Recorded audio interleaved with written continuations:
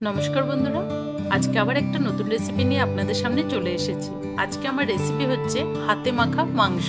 রেসিপিটি কিন্তু খুব সহজ, চটজলদি হয়ে যায়, কিন্তু খেতে দারুণ হয়। তো চলুন আজকে এই হাতে মাখা মাংসটা কিভাবে বানাবো একবার দেখিয়ে দিই। নমস্কার বন্ধুরা, আমি সুজাতা, আপনাদেরকে সুজাতাস কিচেনে অনেক অনেক স্বাগত। হাতে মাখা এই চিকেনটা বানানোর জন্য এখানে আমি 1 কিলোর থেকে একটু বেশি আছে চিকেন নিয়েছি, ধুয়ে পরিষ্কার করে রেখেছি। এবার এটার জন্য নিয়ে নেব এখানে 1 চামচ রসুন বাটা, দিয়ে দেব 1 চামচ আদা বাটা, দিয়ে দেব 1 চামচ জিরে বাটা, ঝালের জন্য দিয়ে দেব 1 চামচ শুকনো লঙ্কা বাটা। ঝালটা আপনারা আপনাদের টেস্ট অনুযায়ী দেবেন। দিয়ে দেবো 1/2 চামচের মতো গোলমরিচ বাটা, দিয়ে দেবো কিছুটা থেতো করে রাখা রসুন, দিয়ে দেবো বেশ কিছুটা পেঁয়াজ কুচি, দিয়ে দেবো স্বাদ মতো নুন, দিয়ে দিচ্ছি 1 চামচ হলুদ গুঁড়ো, কালারের জন্য দিয়ে দেবো 1/2 চামচের মতো কাশ্মীরি লঙ্কার গুঁড়ো, দিয়ে দেবো এটাতে 2টো তেজপাতা, দিয়ে দেবো 2-3টা শুকনো লঙ্কা, দিয়ে দেবো অল্প করে গোটা জিরে, বড় সাইজের একটা টমেটো ভালো করে কুচিয়ে নিয়েছি, এটাও দিয়ে দিলাম, দিয়ে দেবো 4-5টা কাঁচা লঙ্কা ফাটিয়ে নিয়েছি। ঝালটা আপনারা আপনাদের পছন্দ মতো দেবেন। বাসনটা একটু ছোট হয়ে গেছে, তো একটা বড় বাসনের মধ্যে এগুলো একসাথে ঢেলে নেব। এবার দিয়ে দেবো এর মধ্যে বেশ কিছুটা সর্ষের তেল। এবার সবকিছু একসাথে ভালো করে মাখিয়ে নেব।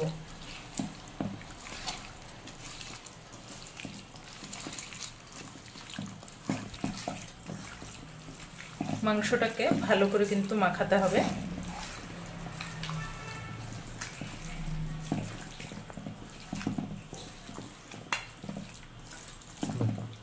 মাংসটাকে ভালো করে মেখে নিয়েছি, এবার রান্নাটা শুরু করব। গ্যাসে কড়াই বসিয়ে দিয়েছি, এবার এতে সর্ষের তেল দিয়ে দেব। তেলটাও গরম হয়ে গেছে, এতে আমি অল্প করে নুন দিয়ে দিলাম, সাথে অল্প করে হলুদ দিয়ে দিলাম। এর মধ্যে কিছুটা আলু ভেজে নেব।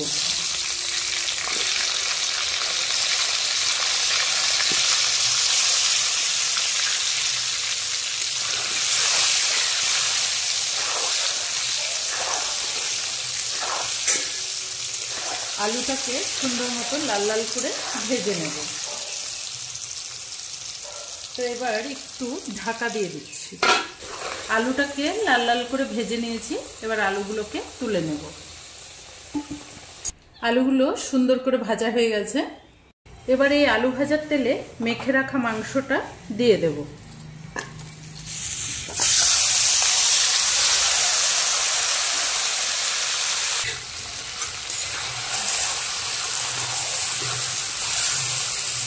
মাংসটা দিয়ে মশলার বাটিটা ধুয়ে একটু করে জল দিয়ে দেব।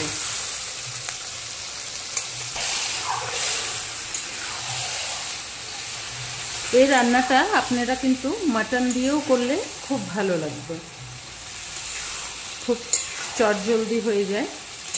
আমি এভাবে ভালো করে নেড়ে চেড়ে এবার ঢাকা দিয়ে দেবো কিছুক্ষণের জন্য। 10-15 মিনিট ধরে ঢাকা দিয়ে রেখেছিলাম চিকেনটাকে। তো চিকেনের থেকে সুন্দর মতো জলটাও বেরিয়ে আসছে। ঠিক এভাবেই আবার ঢাকা দিয়ে দিয়ে চিকেনটাকে কষে নিতে হবে। আরও 10-15 মিনিট ঢাকা দিয়ে রাখবো।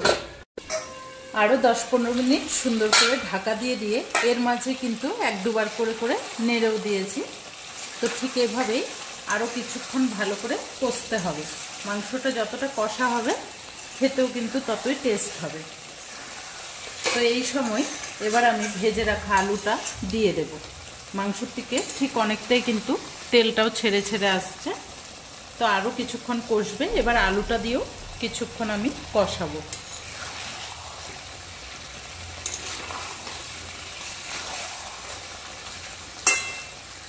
যতক্ষণ না মাংসর থেকে তেলটা সুন্দর মতো বেরিয়ে আসে ততক্ষণ কিন্তু মাংসটাকে আরও 5 থেকে 7 মিনিটের মতো ভালো করে কষে নেব।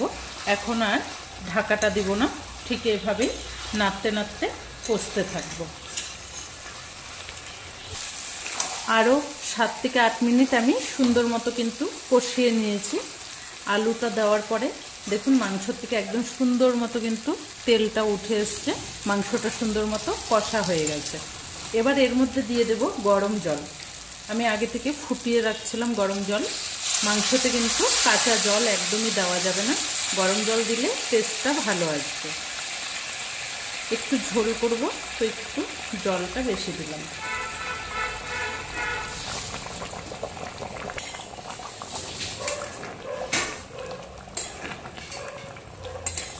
ঝোলটা সুন্দর মতো ফুটছে, এখানে আমি বেটে রাখা গরম মশলা দিচ্ছি।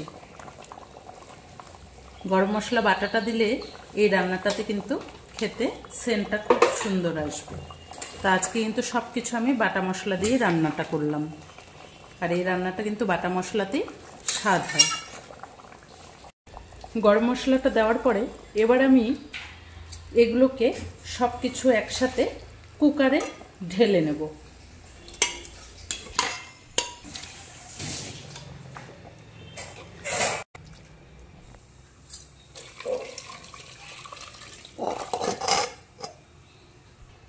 এবার মাংসটা আমি কিন্তু কুকারে দিয়ে দিলাম, দিয়ে আমি 1 থেকে 2টো সিটি লাগিয়ে নেব।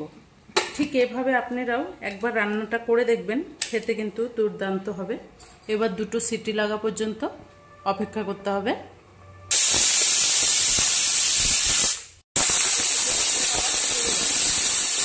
এবার গ্যাসটাকে অফ করে দেব। সিটি লাগানোর পরে ভাপটা কিন্তু ওরকমই রয়ে গেছিল। এবার এখন ঢাকাটা খুললাম। মাংসটা কিন্তু খুব সুন্দর সেদ্ধ হয়েছে, কিন্তু দেখুন মাংস কিন্তু একটুকু গলেনি। কালারটাও কতটা সুন্দর আসছে। এবার আমি ওপর থেকে আরেকটু করে গরম মশলা বাটা দিচ্ছি। এটা লাস্টে দিলে কিন্তু ফ্লেভারটাও ভালো আসবে। আর আগে দিয়েছিলাম যেন মাংসতে আলুতে সুন্দর মতো গরম মশলাটা মিশে যায়।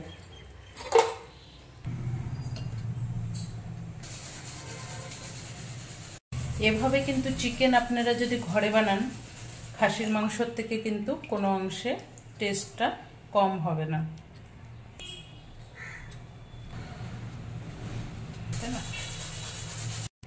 তো আজকের এই হাতে মাখা মাংসের রেসিপিটি আপনাদের কেমন লেগেছে কমেন্ট করে জানাবেন। যদি ভালো লাগে চ্যানেলটাকে লাইক করে অনেক অনেক শেয়ার করে দেবেন।